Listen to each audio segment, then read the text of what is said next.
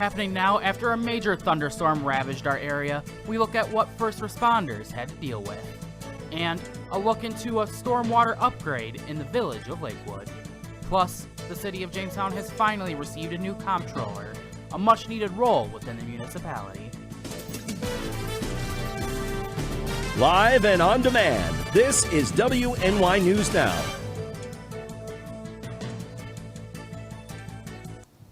Thank you for joining us for WNY News Now. I'm Bronson Rasmussen. Those stories and more are coming up, but first, a surprise storm ravaged the southern tier with over 3 inches of rain, hail, and lightning strikes Monday afternoon, leaving first responders with their hands full.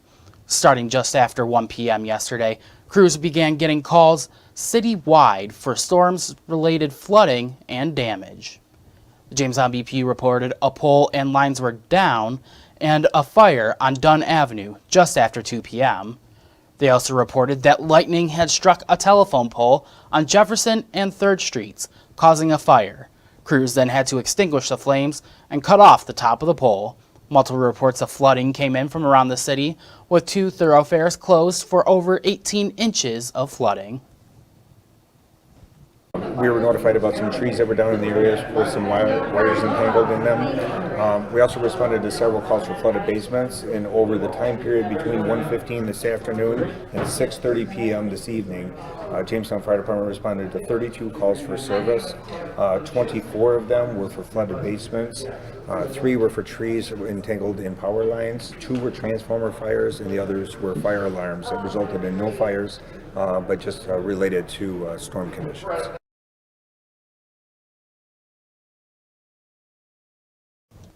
The fire chief also said there were no reported injuries related to the storm. Crews were able to restore all electrical issues by 4 p.m. Monday. Now continuing coverage, our Andrew Stevenson joins us, and he's going to talk more about what the storm had for our area yesterday. Andrew? The problem was with these storms is they just kind of sat over one place. They kind of just targeted Jamestown and they trained one right after another over Jamestown. I have rainfall totals coming up in just a few minutes. And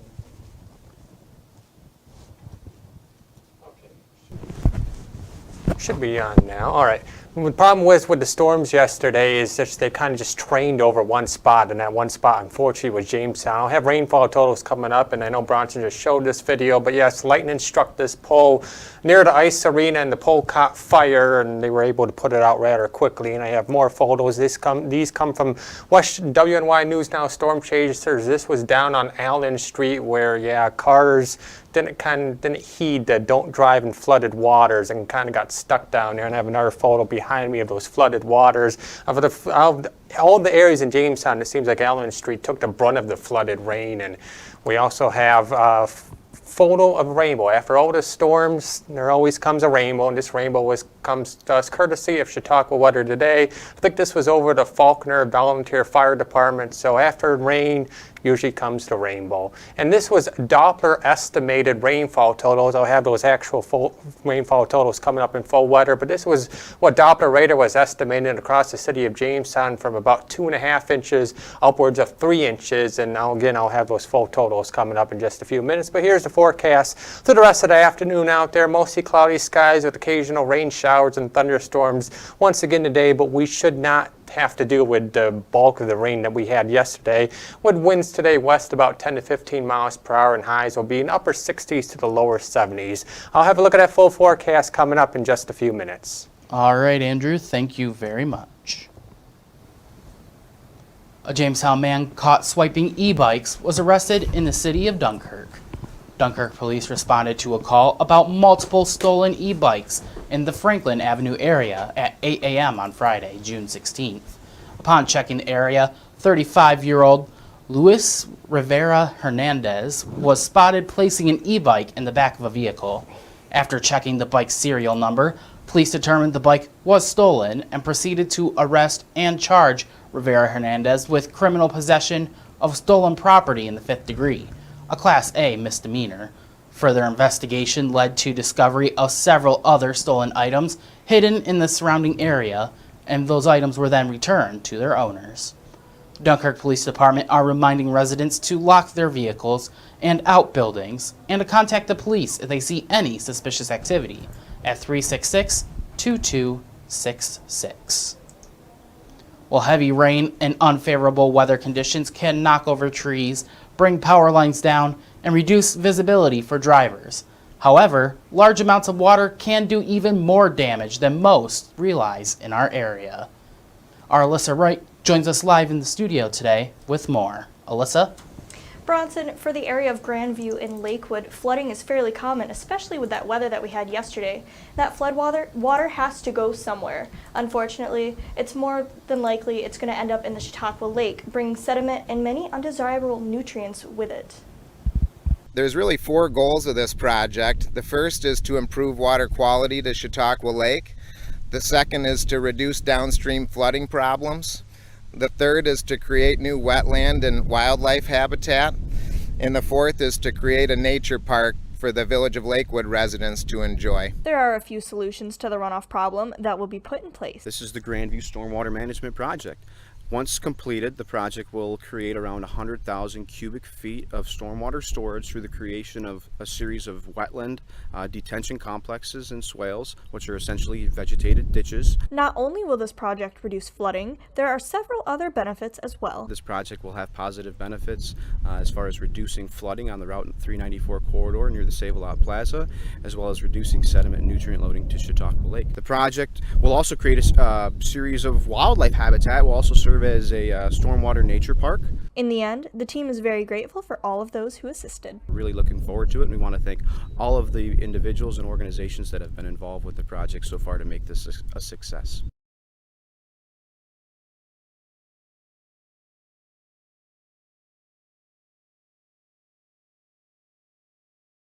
Over the next few months and see completion early into 2024. Live in studio, Alyssa Wright, WNY News Now. All right, Alyssa, thank you very much. Well, after not having anyone to handle the city of Jamestown's finances for multiple months, a new comptroller will be starting this week.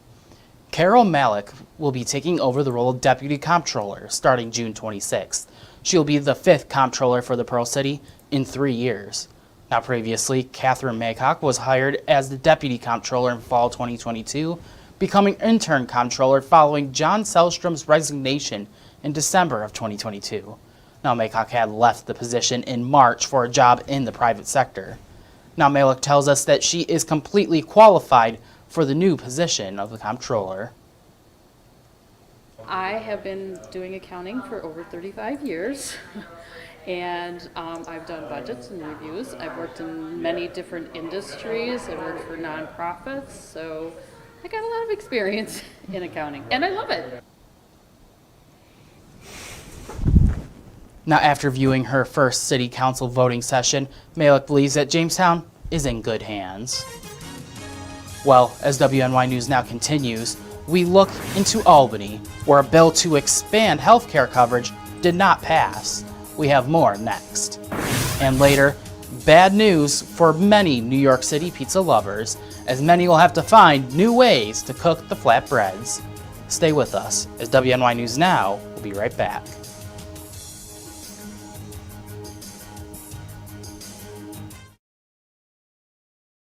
Catch your First Defense forecast daily on WNY News Now.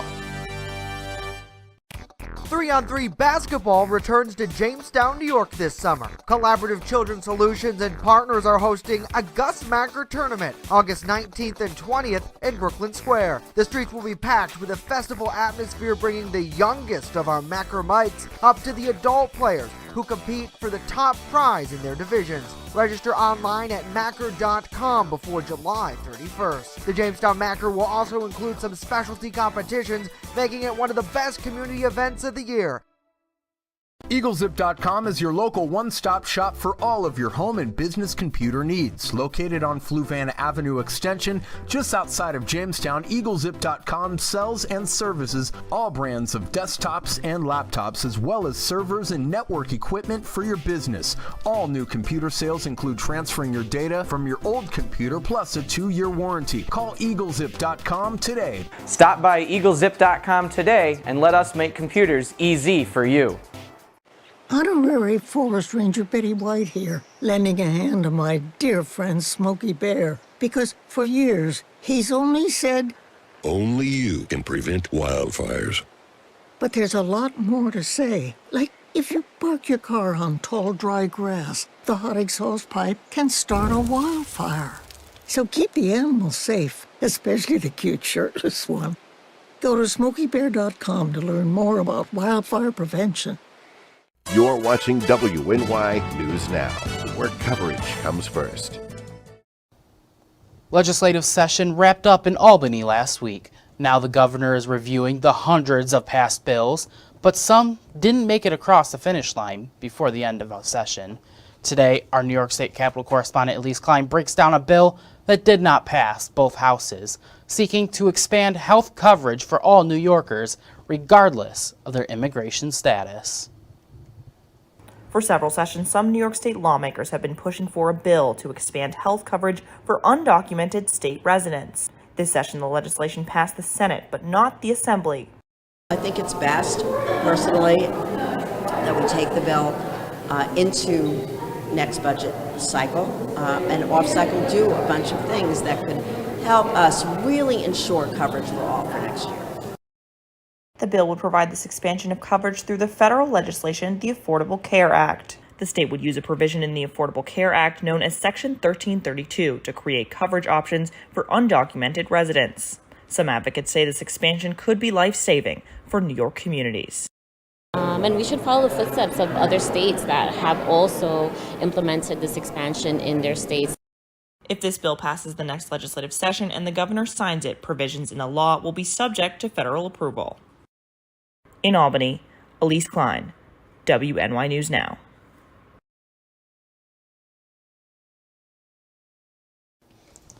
New York pizza lovers are crying foul over new city environmental protection regulations.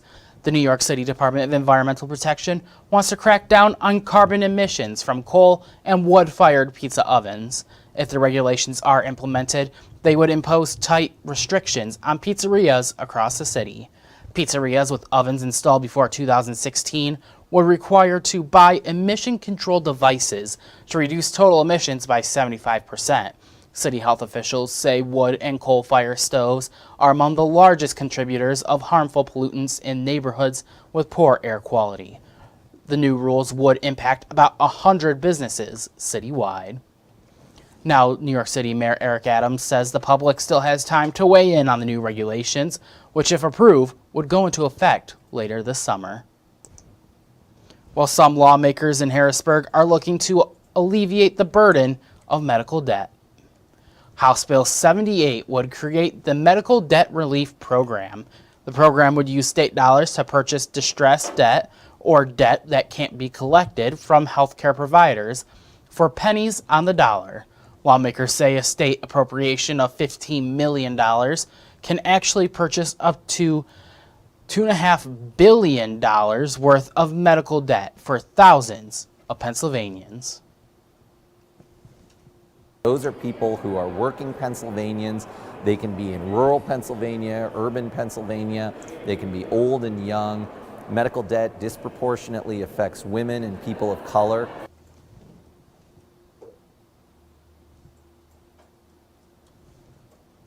The program would target medical debt of low-income Pennsylvanians. The proposal is modeled after similar initiatives in places like Pittsburgh that have leveraged government funds to help residents with medical debt. While Meta is adding new tools for parents to help monitor their teens' activities on social media. The features include controls on Messenger, so now parents and guardians can see how much time their teens spend on the chat tool, view and receive updates on the contacts list, and get notified in their teen reports. Some similar supervision tools already exist on Instagram. Other features nudge teens to stay away from Facebook after 20 minutes. Meta is introducing a similar tool to Instagram that suggests teens close the app if they're scrolling too long during late hours. This is the latest of a new series of guardrails for teens. Well, coming up next, we hear from the White House, where the internet is being promised for everyone in the U.S.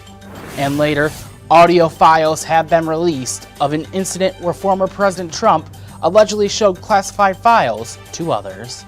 But first, we return with a look at our full weather forecast.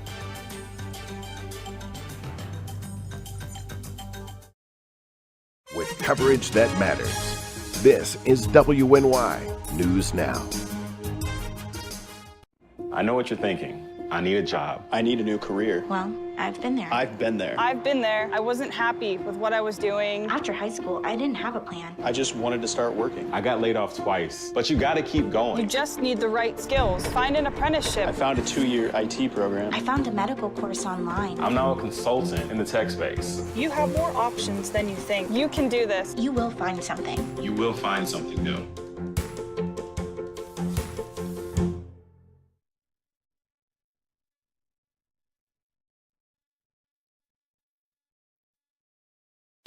Three-on-three basketball returns to Jamestown, New York this summer. Collaborative Children's Solutions and partners are hosting a Gus Macker tournament August 19th and 20th in Brooklyn Square. The streets will be packed with a festival atmosphere, bringing the youngest of our Macker mites up to the adult players who compete for the top prize in their divisions. Register online at Macker.com before July 31st. The Jamestown Macker will also include some specialty competitions, making it one of the best community events of the year. I don't think that many kids in my son's school even do it. He makes fun of his friend who vapes. He would never try it. She's into soccer. She's on the honor roll. She's just not the type. No way. No way. No way. No way, my kid would never vape. Get your head out of the cloud. Today, nearly 8,000 kids will start vaping. Maybe even yours. Learn about the dangers at talkaboutvaping.org. Catch your First Defense forecast daily on WNY News Now. Fast, accurate, and everyday. First Defense weather.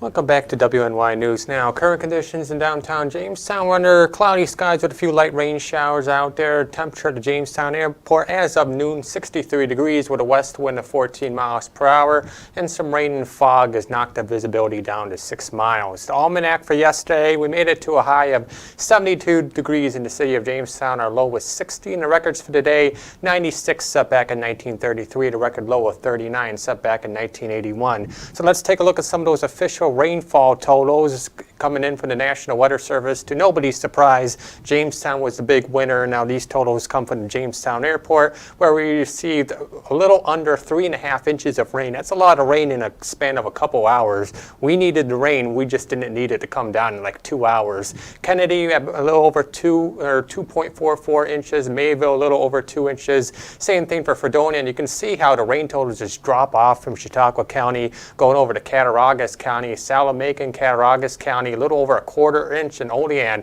just a little over a 1/10 inch of the rain. So you see where the storms focused yesterday, specifically across the southern tier of Chautauqua County, and then they just drop off going over to Cattaraugus County. So when it comes to flash flooding, because we had flash flooding yesterday, I just wanted to remind you, it only takes 6 inches of rain to knock one person off their feet, and it only takes 1 foot of water to move your car. So if you come across flooded roadways and you don't know how deep it is, don't try to go through the water, because you don't know how deep it is and you don't want to risk your life trying to get through. And flash flooding does cause a lot of deaths. So when you come across flash flooding, don't go through the water, turn around, and don't drown. Here's what's happening across the northeast right now. Low pressure continues to slowly march across the region. That's what's responsible for these showers and storms, and it will continue to cross the region today, but we should have high pressure building in by later tomorrow, and that should dry us out through the rest of the week. So let's time it out in future scan. Through the rest of the afternoon, mostly cloudy with a few showers and thunderstorms that will not be to the intensity we saw yesterday. And we'll have a few showers continuing through the night tonight, and eventually those showers will taper off tomorrow morning. We should go partly sunny skies through the rest of the day tomorrow as high pressure begins to build in, and we'll stay dry Wednesday night pretty much through Thursday, and the same thing into Friday with dry weather and sunshine returning. And now the extended forecast powered by Ultimate Satellite Solutions. Temperatures over the next few days, today and tomorrow, near 70. We'll go back into the mid to upper 70s for Thursday and Friday. There's just an isolated chance for a few showers on Friday, but we should have better chances for showers and a couple of thunderstorms returning for the weekend on Saturday and Sunday with temperatures in upper 70s close to 80. All right, Andrew, thank you very much. And if I gotta say, good job on covering everything yesterday. Yes, that was a journey yesterday, but we got through it. And now for some headlines from around the nation. President Joe Biden says a new investment means all Americans will have high-speed internet access by the end of the decade. The more than $40 billion comes from the bipartisan infrastructure law. Biden says the service needs to be affordable because he believes internet access is now a necessity. And that's what today's announcement is all about. You know, what we're doing is, as I said, not unlike what Franklin Delano Roosevelt did. We brought electricity to nearly every American home and farm in our nation. Today, Kamala and I are making an equally historic investment to connect everyone in America to high-speed internet by an affordable high-speed internet by 2030. It's the biggest investment in high-speed internet ever. Moderate Democratic Senator Joe Manchin was instrumental in getting the infrastructure legislation through Congress. He had also attended the president's speech on Monday. While the audio files of former President Trump's conversation involving classified documents has been released, the indictment against the former president alleges that those in attendance at the meeting with Trump, a writer, a publisher, and 2 of Trump's staff members were shown classified information about a Pentagon plan of attack on an unsuspected foreign country. Take a listen. These are bad, sick people.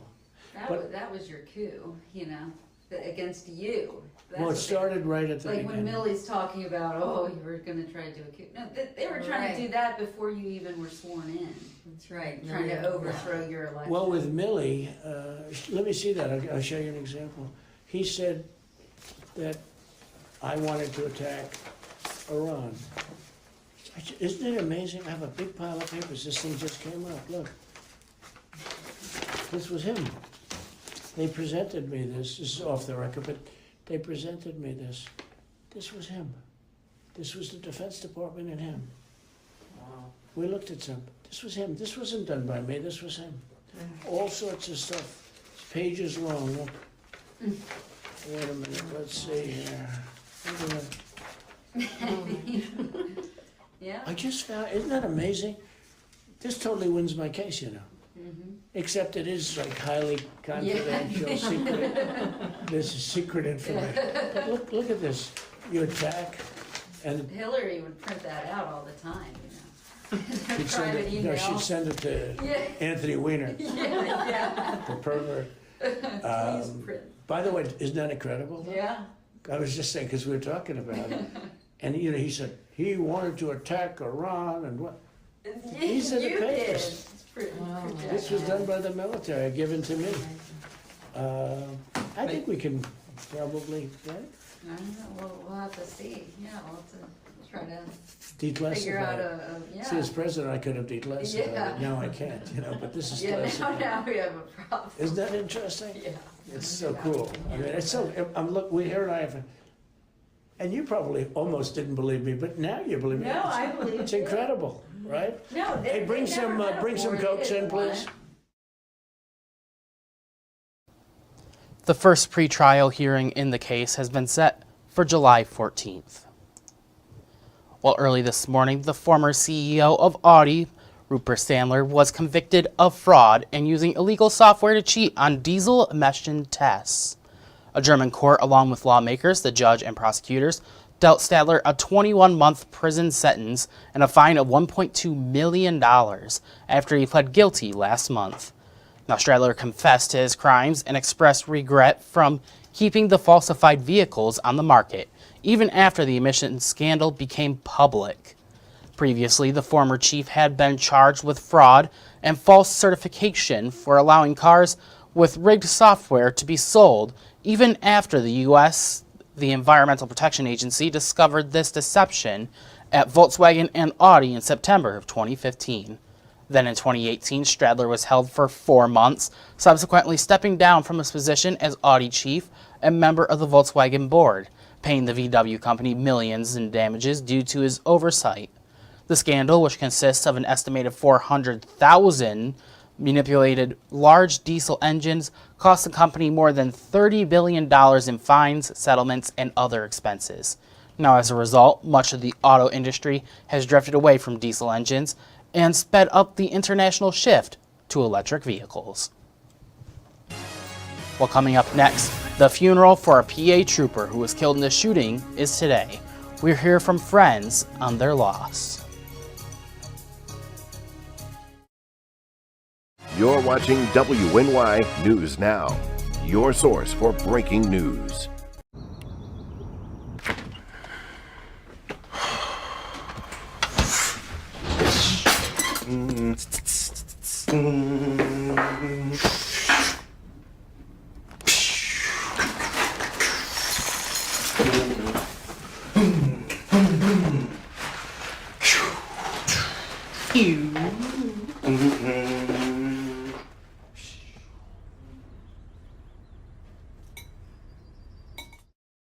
WNY News Now is covering stories that matter to you. 15-year-old Yadiel Diaz was subject to a public humiliation stunt by a fellow student in an act of violence and bullying.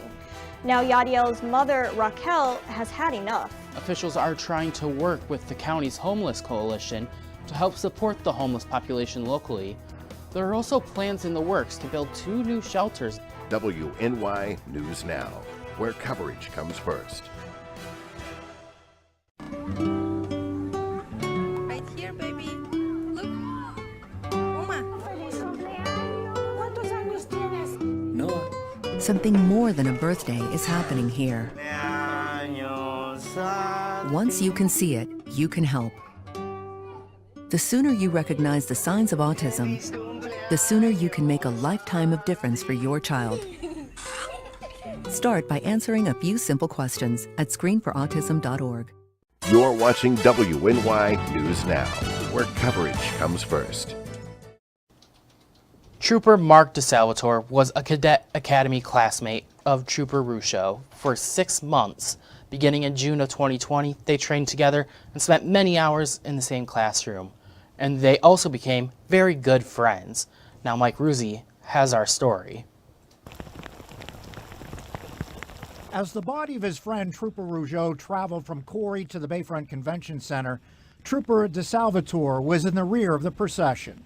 It was pretty emotional. It was pretty nice seeing all the fire departments, the local municipality police, community members in Corey and Erie County in general coming out to support Trooper Rougeau. It felt pretty good. Rougeau and DeSalvatore graduated from the 160th Cadet class. It was a small, tight-knit group due to the pandemic. Only 51 cadets graduated in January of 2021. You know, we all go through the same academy, so no matter what trooper it is or whoever they are, what rank they are, you know, that's why we have trooper here on our patch. Doesn't matter what rank they are, they're still a trooper. We all go through the same academy, all been through this, ran the front hill, ran the back hill, swam the tank, went through the parade field. So it's definitely, we all gone through the same training to get to be a trooper. So it's definitely a tight-knit brotherhood. DeSalvatore has only been a trooper less than 3 years, but already he has seen plenty. Trooper Siska and Trooper Mack were good friends of mine. They were 2 previous troopers who were killed in line of duty. And I was fortunate enough to go to Trooper Siska's funeral, who was a friend of mine as well. So there was a lot of support with him, and the same here with Trooper Rougeau. A lot of support, a lot of people coming from all over the Commonwealth, all over the country with law enforcement as well to support him and his family.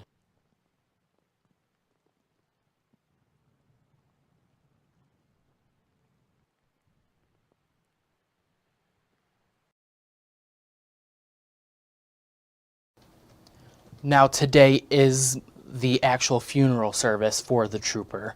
Now we were told that off of the Bayfront Connector between 6 a.m. and 6 p.m. today, there will be heavy traffic due to the funeral procession. Well, that's all the time that we have for today. Be sure to catch us 24/7 at WNYNewsNow.com. We'll leave you with this live look over Lakeside Park.